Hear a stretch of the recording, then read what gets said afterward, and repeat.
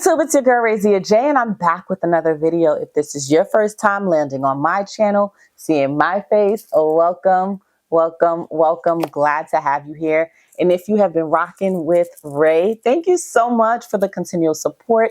It means the world to me. On this channel, it's where faith, family, and social work intersect. I am a believer, military spouse, mom of two, and macro social worker. And on this channel, we really talk about a lot of things social work, but we do sprinkle a little bit here and there about my life, my family, and my faith in the Lord. Happy Social Work Month. I would be remiss if I start this video without sharing with you guys and saying Happy Social Work Month to all my social work students and my social workers out there. I see you grinding, and I'm so proud of you. I'm happy to share this space and be in this same profession with you as you do the hard work every single day. So happy Social Work Month. This video is all about the things that I've learned since I graduated from grad school. So a lot of people ask me, do I have any thoughts or any opinions on graduate school and navigating that space as an adult with kids and with the husband and all the other things that comes with it. One of the things I want to share really transparently right now, if you are considering getting into a graduate program, ask yourself, what can you commit to this program and what you cannot commit? What are you not willing to sacrifice to take this next step in your academic journey? The reason why I'm saying to ask yourself, what are you willing to commit? What are you willing to sacrifice? And what are you not willing to let go of? Because it helps you really do like the fact finding of what program is best for you. A lot of times people apply to programs because the name is a good name, or the school comes highly regarded from someone else in the profession, or they have family members that went to that school, and they don't do the research to find out how it works with their regular life. For me, I knew I wanted a program that was online. I also knew that I wanted a program that was not module-based or self-paced. I didn't want to teach myself. I knew that I wanted asynchronous classes, and I knew I wanted the ability to go to class around my kids' school schedule. I knew that I wanted to give myself a journey, and I knew how I wanted it to look. For me, when I was applying to programs, I applied to advanced standard programs. And one of the programs that I got into and I ultimately went to was Fordham GSS.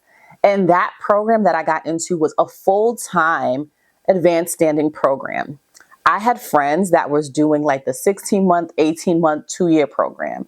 But I knew that I wanted to get school out of the way. I was already in the mind frame of submitting papers and getting things done. So the quickest way to do that, sign me up.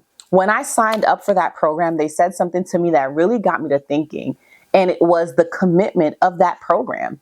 So if you are looking into getting into grad school, ask the admissions department, what is the commitment that I need to have to be successful in this program? For me, Fordham told me that I needed a 60-hour-a-week commitment outside of my internship to focus on my schoolwork so I can graduate on time. So I knew going into my program what I would have to sacrifice, what I would have to do, and how I would have to schedule my classes to be the most effective and the most beneficial for the other things I had going on. So if you're going into grad school, the first thing I'm going to say is do your research. Ask yourself, what can I sacrifice? What won't I budge on? And how do I want this to look? Whether that's in person or online, asynchronous or self-paced, and you do modular-based classes, you need to know yourself and know what you are capable of. Are you capable of teaching yourself everything and just taking quizzes? I knew for me, I didn't want to do that. So knowing what you want when you enter into grad school is really important. The next thing I want students to focus on as they navigate getting into a graduate program is, do I want to find a program that is funded, that has scholarship opportunities, or do I want to get student loans? Knowing how you're going to pay for your education before you even apply helps you take the stress off of yourself when you're going through the programs. Because before you know, you'll be applying and you'll be getting admitted and you'll be talking about paying for school. And knowing a plan or having a plan is going to help you to be more prepared for those conversations. There's oftentimes that you see people drop out of a program because they don't have a plan in place to pay for their classes. Whether that is they didn't do their FAFSA, they didn't apply for scholarships, they can't afford it. Whatever the reason is, there's a myriad of reasons why you will drop out of school for financial insecurities. But if you planned ahead, you probably wouldn't even have to have that conversation. Number 3, for all students that are considering a graduate program, ask yourself, what is my career progression? Why do I want a graduate degree? Do I want to go from a bachelor's degree to a PhD? Do I want to go from a bachelor's degree to a master's degree to a PhD? Like, what do you want? If an MSW is your end goal, then yes, you can go to the program, you can do your coursework, you can get good grades. But if you're thinking long term, I want to get a PhD, you may want to make sure that you're getting into a program that has a master's thesis. Why? Because you want to prove your research skills if you are applying to research programs at the doctoral level. Number 4, what type of program do you want to be in? There's so many differences between social work programs that students need to be aware of what those programs are and how they really vibe. What are you getting out of that program? If you apply for an advanced generalist program, know that your entire curriculum is going to be general social work.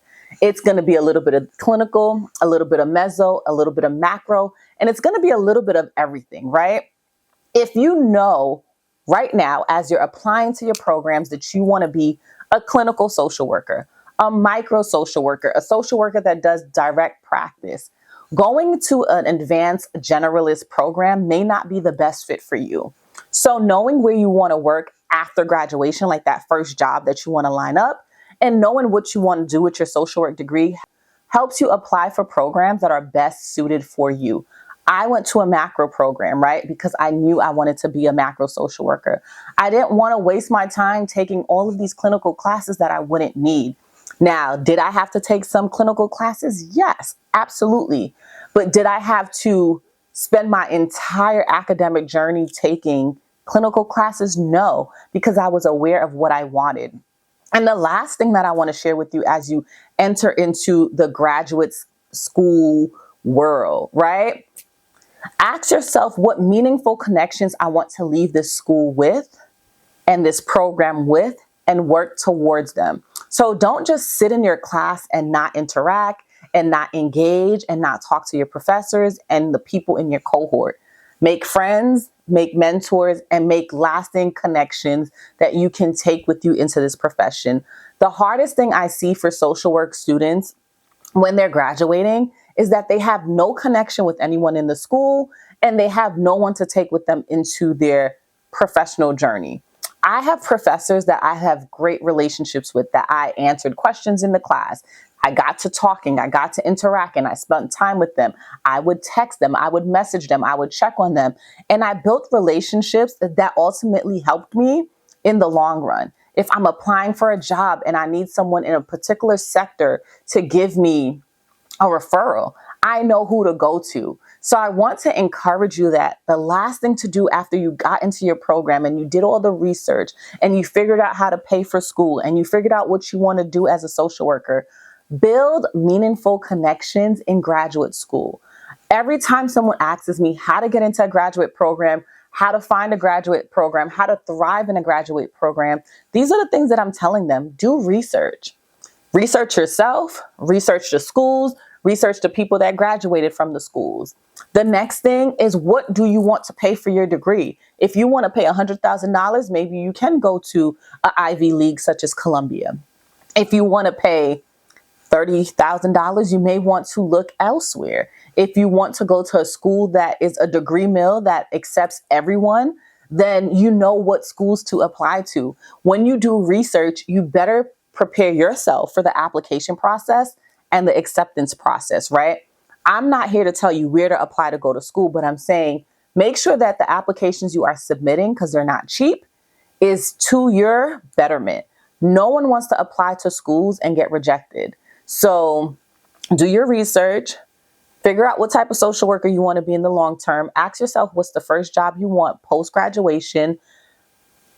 Apply, prepare, Work hard, build relationships, find a mentor, and then soar.